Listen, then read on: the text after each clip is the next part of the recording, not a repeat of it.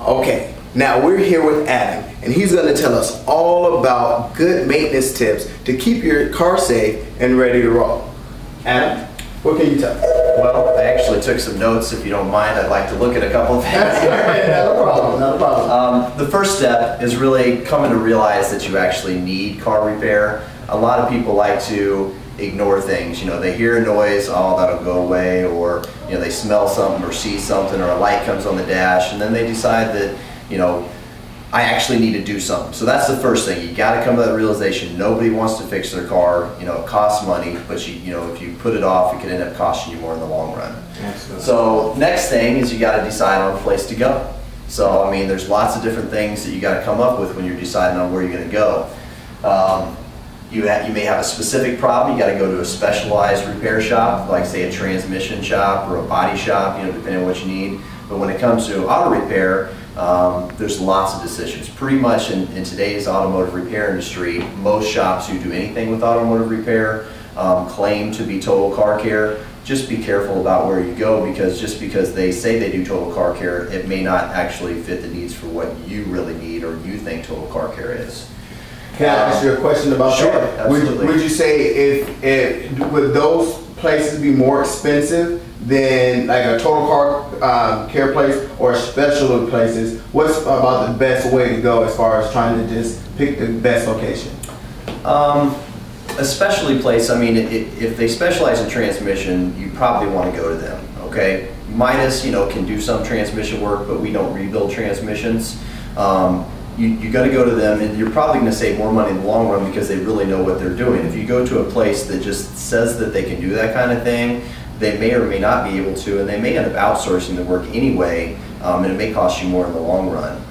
So as far as like total car care and different places that do more things, yeah, I mean, places are going to vary. I mean, depending on, you know, what kind of quality of parts they use, you know, what kind of quality of help that they have, what the facility is like. You know, that's going to make or break the difference on what the pricing may be. I mean, we have a saying in our industry, you know, you get what you pay for, you know. So there's another thing I wanted to point out is that when you're deciding where you're going to go, there's lots of different things you want to take into consideration. You want to take into consideration how long it's going to take. I mean, you got those garages where you see cars all over the lot. It's going to be 2 weeks before they'll even look at your car. So if you want your car fixed sooner, you might want to go with a place that can get it in a timely manner. You want to think about the warranties they offer, the inspection fees that they might have to check things out. And a lot of places, a lot of mainstream places nowadays will do free basic inspections on regular maintenance items. So you know, you don't always have to pay. Just because you go into somewhere doesn't mean you always have to spend money. You know, a lot of people will try to earn your business by doing a free inspection for you just to check it out. Good deal, good deal. Now, doing free inspections definitely helps out, because you can also figure out if whatever the problem is. You don't have to just guess around. Sometimes people go to get their car worked on and they're kind of like, you know, it's like a shot in the dark. So when you get somebody that can kind of give you a free estimate or basic, you know, coverage, I mean, basic, what is that, a diagnostic over? Diagnosis. A diagnosis, okay. Then that kind of helps you out. Good deal. That's good. Yeah, and there's a difference. I mean, there's diagnostics. I mean, a lot of places, if they claim to do diagnostics, you know, I mean, there's two ways to do it. You know, diagnostics can be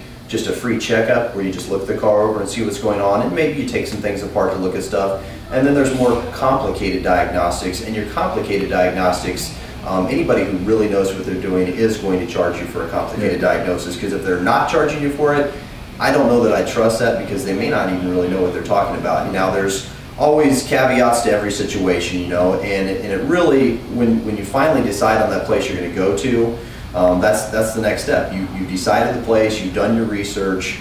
Let those people do their thing. I mean, they are trained professionals for the most part of what they do. Let them do their thing, and then let them tell you what needs to be done with your vehicle. They'll make their suggestions. They'll tell you what may be required to make it safe again, or they'll suggest something that'll help prevent bigger problems in the future. And then it's really going to be up to you at that point. You need to, you know, ask them if you can see what's going on. A lot of them will educate you very thoroughly, and I would be a little leery of the place that won't let you see what's going on and doesn't give much information as far as education. They basically said, yeah, it's this, you know, take it or leave it. I mean, I don't think there's too many places that really do that anymore, but a place that would, I'd be a little leery of that. I'd want to see, and I think seeing is believing, and once they show you, you can understand better what's going on. Good deal, good deal.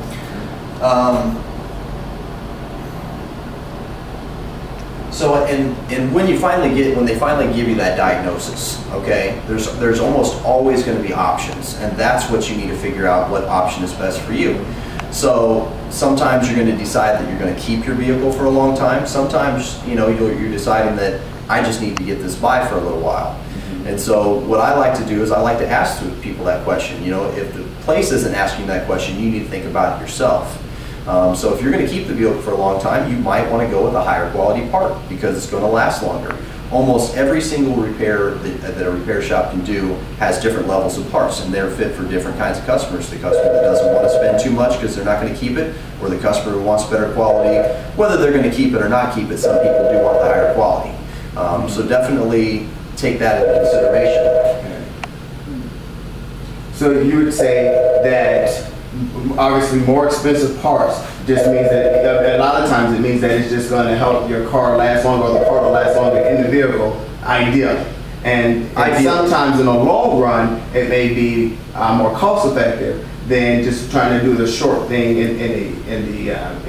Most definitely in the long run of it. So, you know, let's take a wheel bearing for example. Okay, wheel bearings are a very common problem on a car. Every car has them. They all have 4 of them. And that's a really good example if they have premium parts and they have cheaper parts. You know, if you really don't know if you're going to keep the vehicle that long, you know, you might want to put the cheaper part, but you better be prepared that, you know, that same problem is going to come back a lot sooner than if you went with that premium part. Because usually when somebody, let's take a timeline from brand new to when they needed it, it's usually, I don't know, 6, 7, 8 years. And you can put that cheaper part on that's got a 90-day warranty, or you can put that more expensive part that's more like the part that came on it originally, and you may not have to worry about it again for 8 or 9 years. So it really, that's one way you really got to look at it. And so think about it, you spend a little bit more now, you can save yourself a lot of money later by not having to do it all over again.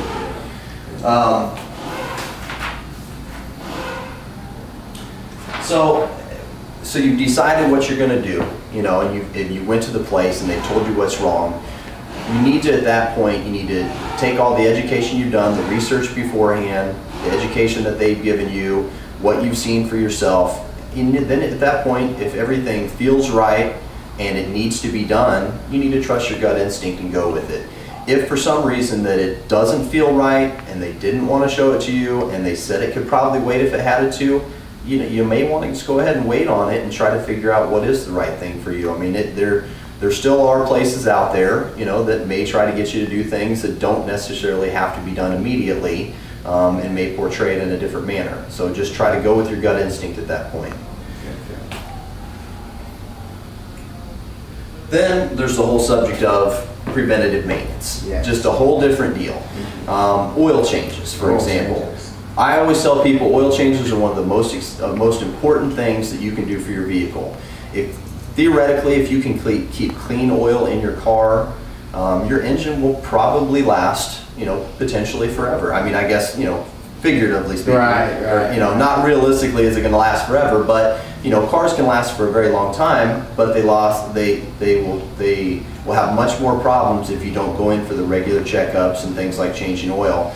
One thing I do like to tell people also is that, you know, engine is one of the biggest, most expensive repairs on your car. You know, and nobody wants to put an engine in their car. You know, that's something you'll try to avoid no matter what you got to do. And if you can keep clean oil in your car and keep your car from overheating, you know, you'll probably be able to avoid having to replace that engine. If you don't change your oil regularly, or you let your car overheat, you better just be expecting that you're going to be putting an engine in your car or just getting a different car at that point. Then there's also fluid changes. Fluid changes are one of those things where a lot of customers, you know, they don't know if they should do it or not. You've got antifreeze, you've got transmission fluid, power steering fluid, brake fluid. They all have a job, okay? And they're all fluids, just like oil, and they break down. Now they have longer life expectancies than oil, but they still have to be changed from time to time. So if you do change them when they're supposed to be changed, and your owner's manual will usually tell you when you should, or you can go online and get some research there and they'll tell you when you should. then you can help prevent a lot of bigger problems. So clean antifreeze, you prevent things like radiators and head gaskets from going bad. Clean transmission fluid, transmission's one that you definitely don't want to have to replace, and on down the line. So you want to make sure that knowing when to do the right preventive maintenance. At the same time, some places don't know when you've done that stuff, so you've got to keep good records of it, because they might over-recommend replacing it, because a lot of fluid recommendations are based off mileage. And if they don't know when the last time they did it, they can't look at your fluid and tell that. I mean, there are the ways they can tell that if looking at your fluid that it definitely is bad, but there's also things that they can look at your fluid and have no idea, but they need to make that recommendation, and you can overpay for maintenance. So having a good record of what you do, when it's supposed to be done, could really help save you a lot of money over the lifetime of the vehicle. Absolutely. Same thing with oil too. I mean, it used to be that everybody changed their oil every 3 months or 3,000 miles, but now the manufacturers are, and the repair facilities are getting more conscious about this, of following the manufacturer's recommendation. Some vehicles are once every 5,000 miles, some are every 7,500 miles, some are every 10,000 miles. Now, of course, the ones that go longer, they're more expensive oils to begin with, but overchanging oil isn't good for anybody. You know, it really isn't. It's a waste on the environment, and it's also bad on your pocketbook. Right. So, basically, the best case scenario that I see, you know, is you found a place that you think is fair, you trust them, and then whenever you need something, you've got a place to go. If you can find that, you should try to stick with that. And if you haven't yet, the other things I wanted just to, a summary about everything else we said, don't wait too long, educate yourself as much as possible, and preventative maintenance will help you keep that car longer and lower your cost of your ownership, okay? Good deal, good. Thank you so much. Thank you. We really appreciate it. And that right there is a great way to help start saving money with your vehicle. You spend $30,000 to $50,000 on a car, you want to take good care of it.